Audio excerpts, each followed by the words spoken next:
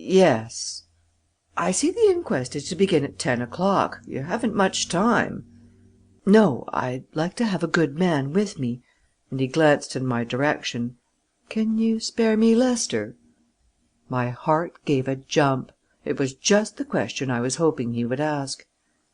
"Why, yes, of course," answered the chief readily. "In a case like this, certainly. Let me hear from you in the course of the day." Mr. Royce nodded as he started for the door.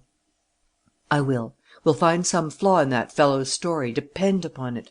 Come on, Lester." I snatched up pen and paper and followed him to the elevator. In a moment we were in the street. There were cabs in plenty now, disgorging their loads and starting back up town again. We hailed one, and in a moment were rattling along toward our destination with such speed as the storm permitted.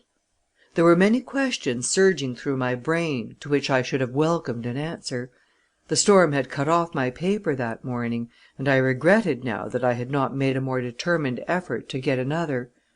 A glance at my companion showed me the folly of attempting to secure any information from his, so I contented myself with reviewing what I already knew of the history of the principals.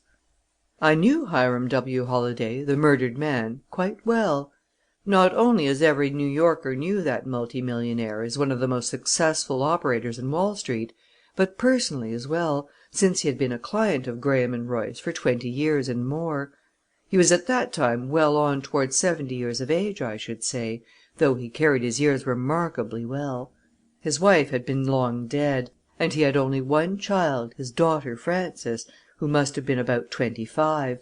She had been born abroad, and had spent the first years of her life there with her mother, who had lingered on the Riviera and among the hills of Italy and Switzerland in the hope of regaining a health which had been failing, so I understood, ever since her daughter's birth. She had come home at last, bringing the black eyed child with her, and within the year was dead. Holladay's affections from that moment seemed to grow and center about his daughter, who developed into a tall and beautiful girl, too beautiful, as was soon apparent, for our junior partner's peace of mind. He had met her first in a business way and afterwards socially, and all of us who had eyes could see how he was eating his heart out at the knowledge that she was far beyond his reach. For it was evident that her father deemed her worthy of a brilliant marriage, as indeed she was.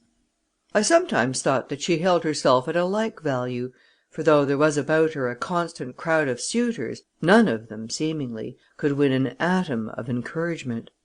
She was waiting, I told myself, waiting, and I had even pictured to myself the grim irony of a situation in which our junior might be called upon to arrange her marriage settlements. The cab stopped with a jolt, and I looked up to see that we had reached the Criminal Courts Building. Mr. Royce sprang out, paid the driver, and ran up the steps to the door, I after him. He turned down the corridor to the right and entered the room at the end of it, which I recognized as the office of Coroner Goldberg. A considerable crowd had already collected there. "Has the coroner arrived yet?" my companion asked one of the clerks. "Yes, sir. He's in his private office." "Will you take him this card and say that I'd like to see him at once, if possible?" The clerk hurried away with the card. He was back again in a moment. "This way, sir," he called.